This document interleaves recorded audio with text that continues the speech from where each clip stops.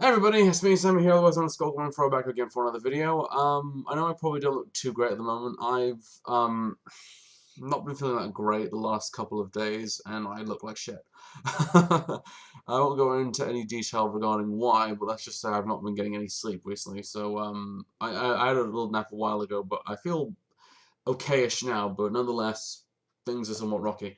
Yes, back for another video. I'm doing, sort of a video response, even though there really isn't a video regarding this as of yet, but this is, thought I'd do another one of these, TFYTC responses, because kind of on a roll with these at the moment. Some of these are actually really engaging to do. Some of these actually bring up some really interesting questions, and some interesting answers regarding some of the these questions that people have already put up.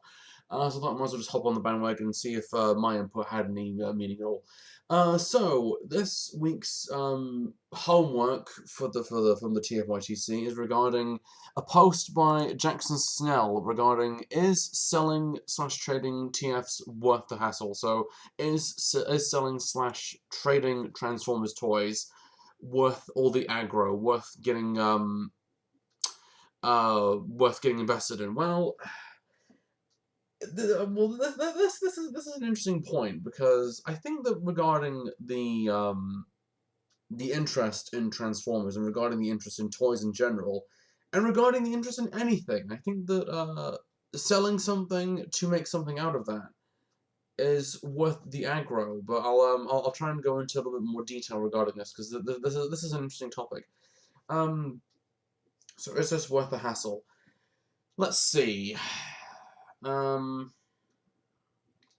sort of a mixed bag, really, when you look at it like that. Because on one hand, you want to sell something in order to make some money back to, I don't know, pay your bills, get groceries, buy something else that is on the same level of greatness of the same figure that you bought, and that's kind of how we function as a species. I mean, selling something to get something else out of it is kind of really how the whole crux of anything really goes. I mean, if you go into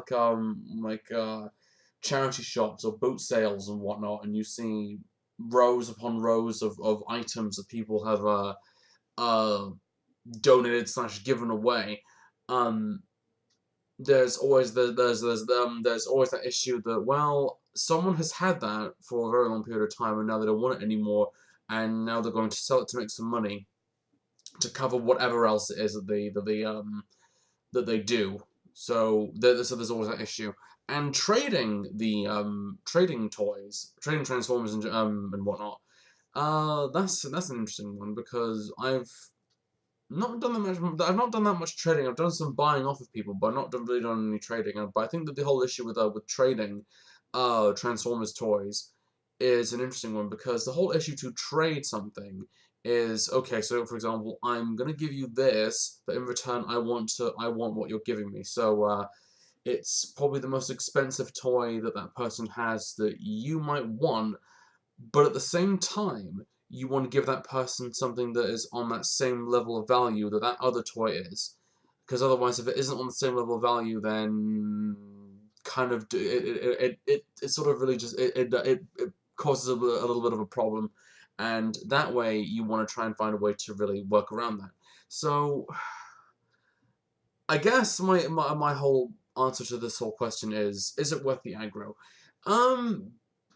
It sort of is, and in a lot of ways it sort of isn't, because in a lot of ways you have to sell something means that you want to get the money back for it, whether or not it's the same amount of money that you paid for the figure that you bought in the first place, or if it's something completely different. And plus as well, it's the whole issue of what are you selling that somebody else might want that probably will be trying to think of the word. What are you selling that is just as important as the figure that you bought? Because, I mean, I'm just using this as an example because it's the one that I think normally would get brought up in a conversation like this. A third-party figure, like, so for example, Striker Menace, this Optimus Prime figure, which goes for a ridiculous amount of money. If you have a little bit of money left over, or you don't have enough money to buy this kind of figure, because this figure does go for an awful lot of money, you would need to sell a lot of what you own in order to get this one toy. And that's always the palaver, because things like this, if you go to any convention, most notably TF National Auto Assembly or whatever, or it doesn't even necessarily have to be any of those. I mean, anything outside of what's in the UK. You go to any convention, or you go on any website, and you see these figures going for a large supply of money, and you look to yourself, wow, I want to buy this because I could review this, I could do silly poses with it, I could do photos with it, I could just have fun with it. But at the same time, you don't have the amount of money necessary to pay for this kind of figure. So I think that's always the issue with that, and so you have to sell some stuff in order to buy the figure that you want, whether or not you're going to get any large amount of money. I mean, if you sold anything rare, like say for example a G1 figure that's been discontinued for a large amount of money, you probably would get like no more than £20, I think, £20 or 30, depending on what it was that you were selling. Or even, for example, if you buy like a little small piece of a figure, like a Fist of Optimus Prime, or the scope of G1 Megatron, chances are that's going to go for a lot of money, because it also implies the postage. So there's that. And the hassle of trading a figure, I think, is an interesting one, because if you trade something that you don't want, and you want to buy something that you really like, there's that whole complicated issue, because it's what it's kind of what makes a figure so worth wanting, that makes you want to trade for it. So sort of going back onto the whole issue of selling a figure. So so trading a figure to get another one. Keeping in mind, it would have to be a specific kind of figure. It doesn't necessarily even have to be anything from a third party. It can be, but it doesn't necessarily have to be. But it has to be a figure that somebody wants, and like, what do you offer me in return? So it's kind of like the whole, okay, so I give you this, what do I get that's on that same value? It doesn't even necessarily have to be that, but I mean, you give something to somebody, and you sort of expect something on the same value as that. And that's really the whole issue. So there's that, and that's kind of the hassle of dealing with that, because you have to try and find the exact specific figure, excuse me, that person is after, in order to complete that little transaction.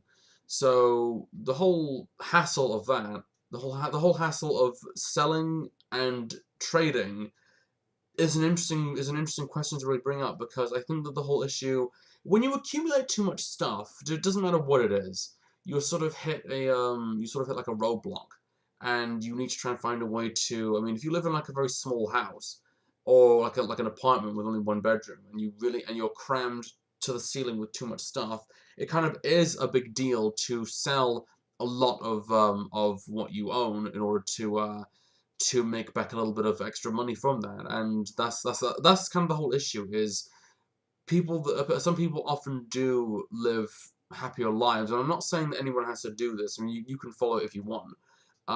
Some people often do live happier lives when they've got less things in their house, because I mean, their house is cleansed, their room is cleansed, everything's cleansed, so to speak, and you sort of want to make the most of the room that you have by filling it up with things that you know are going to be useful, like, say, for example, an oven, or a table, or a sofa, or anything like that. So furniture is always the issue.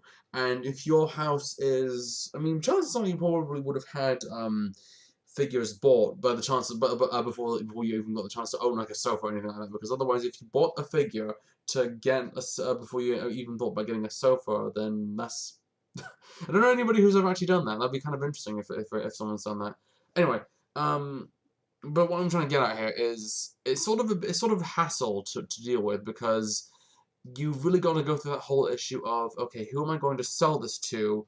Who's going to want it? And more importantly, who's going to